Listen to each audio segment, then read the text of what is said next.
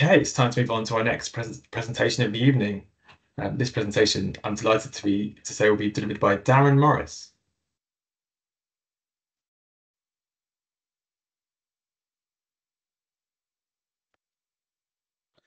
Yep, I'm on the camera, am I? There we go. So welcome. So my name is Darren Morris. I work for Warwickshire County Council as a road safety officer. So I'm going to go through your sort of PPE side. So we're going to talk about sort of helmets, clothing, sort of what's legal, and what is highly recommended. And I do emphasise on the highly recommended that you do wear it. So as you can see on the screen, is that dressing for the slide, not for the ride? So again, we do see people quite regularly that aren't wearing the correct PPE to protect them if they do come off their bike, to make sure they're as protected as possible. So I think Liam Martin mentioned it. You'll be surprised what is actually legal when it comes to what you must wear when you are riding a motorcycle. So when it comes to it, it's actually the helmet is the legal requirement, and motorcycle helmets must comply with British standards and safety standards. So riders and pillions.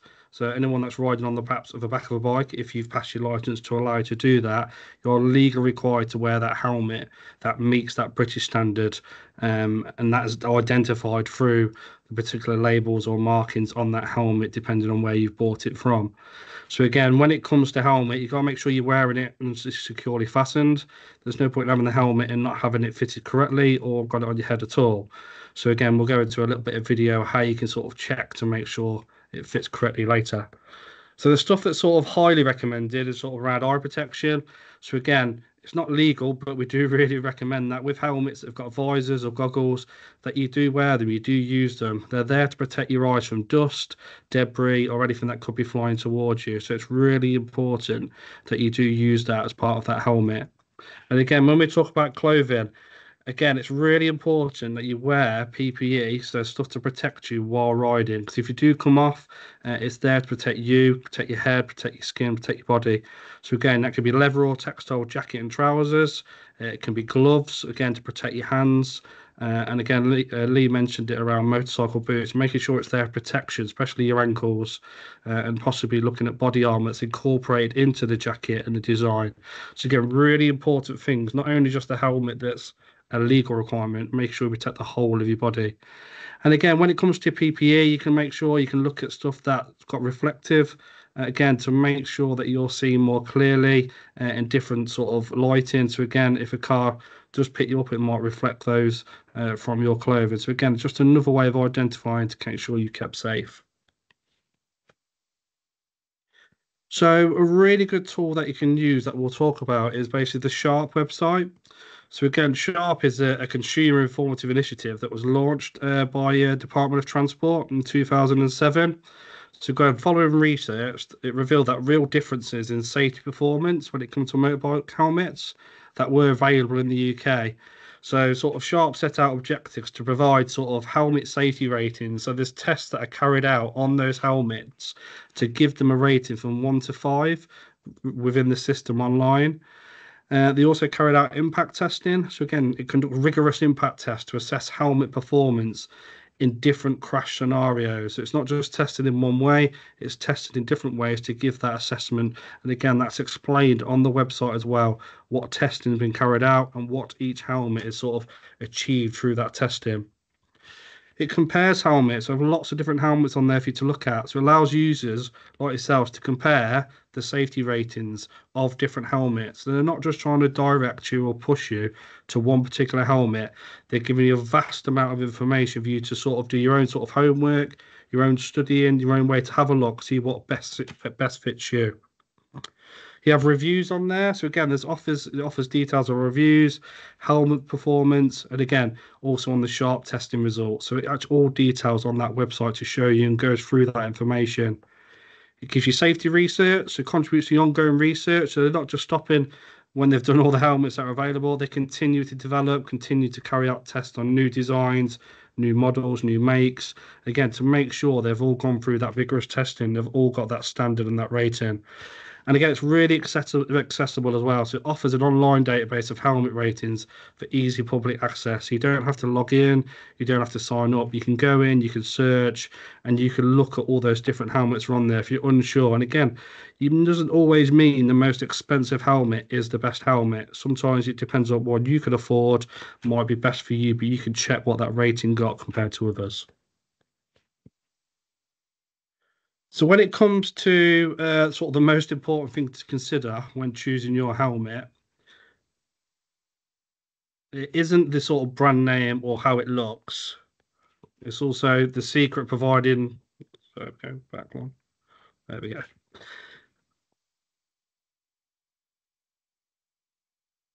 Sorry, the video should be playing. Give me a second, just get that right. There we go. So the most important thing to consider when choosing your helmet is make sure that it fits right. Okay, so make sure it's not loose, it's not going everywhere when it's on your head, and there is a good way of testing this. And again, this is also on Sharp's website, so don't be worried if you sort of forget where to look. So to get measured, the safety size is really important. So before trying any helmets, you need to make sure you know the exact head size. So measure around your head, just above your ears, and take the measurement at the forehead. So again, this measurement is a really good starting point when corresponding with particular brand size. But just be wary, not all brands are the same when it comes to a medium. Just need to make sure you check that. So getting the fit right is paramount. So make sure you're not tempted just to go for another size just because you like that helmet, you like the colour, you prefer it. Make sure that it fits. So make sure when you're trying it on, make sure it's firmly fitting on your head and make sure the chin strap's clicked in and you can fit 2 fingers between the helmet and the jaw. If the helmet has a quick release buckle, then take your time adjusting it and make sure that it's fitted correctly. Once on, you should feel the helmet against the whole of your head without feeling any pressure points or the helmet leaving red marks once you're happy. So once you're happy, keep it on for a few minutes to make sure it's comfortable. Again, we're just making sure that that fit is right. You not just put it on for a second and you think it's all right, that feels comfortable. Keep it on. So when you're checking it, make sure you secure the strap. Try rotating the helmet from side to side. If you're wearing a full face helmet, your cheeks should follow the helmet's movement while remaining in contact with the cheek pads firmly and comfortable. If the helmet moves or slips on your head, it's probably the wrong size. So just make sure that you are checking that.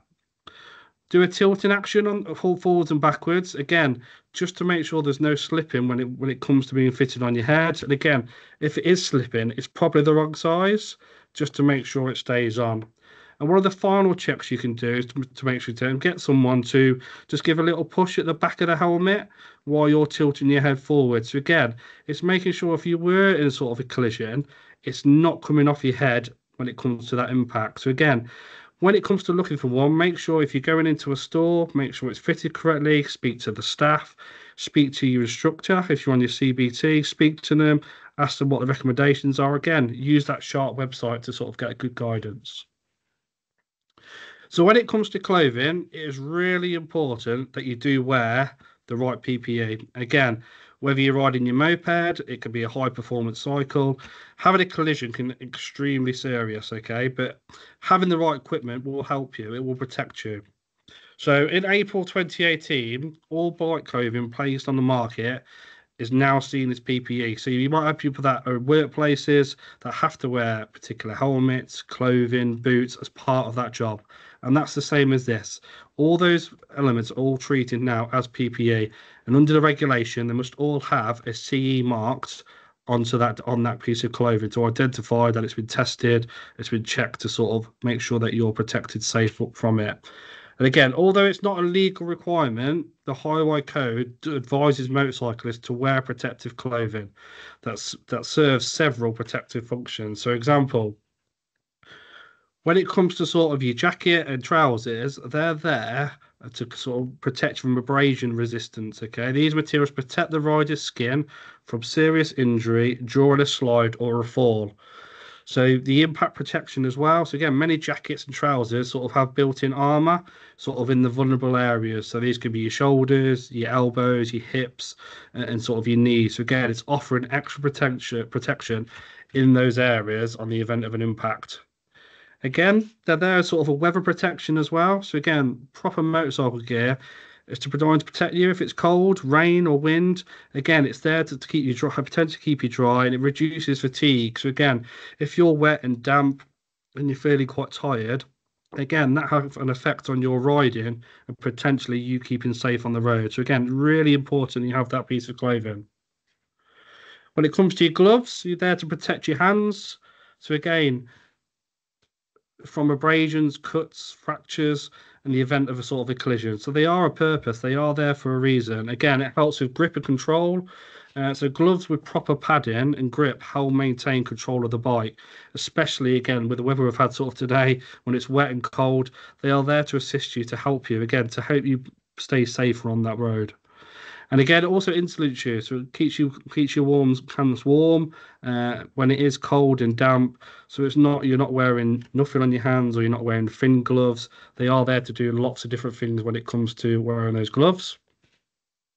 And again, your boots, your final sort of PPE, sort of we'd really advise you to make sure you wear, is there for ankle protection. Again, they're there to protect your ankles for twisting or injuring yourself if you do come off the bike in a collision.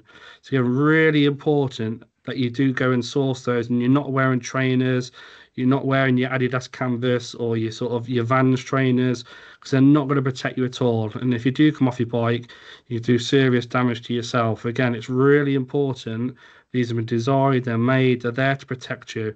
And again, it'll help you protect your skin, your body, and head if you're making sure that you are wearing all these when it comes to the clothing. So remember that riding gear isn't jeans and trainers, okay? So there's lots of things that you can do to sort of look. You can plan, look ahead when it comes to buying that clothing. Again, make sure it suits your ride. So look for clothing that suits you. Again, sometimes a lot of things come down to image, how you look. You don't want to look out of place with your friends, if you're at college or university. You don't want to look awkward wearing full head to toe in gear, leather gear. Sometimes you can get items that look similar to jeans, they look quite cool jackets, but they've got all those protective things in them. They've been tested. They will avoid those sort of injuries to your skin and your body. So again, remember to look for those protective areas when it comes to your elbows, your knees, sort of your shoulders, and sort of your ankles. One of the most important things, do your homework. Check the Shark website out. Speak to your friends, family.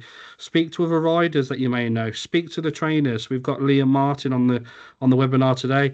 Speak to them. Ask questions. They're the best people to direct you and help you when it comes to making sure you're wearing the right PPE and helmet. And most importantly, ensure that you're wearing it correctly. If you bought all the gear, make sure you're wearing it. Make sure that helmet is secured and fastened.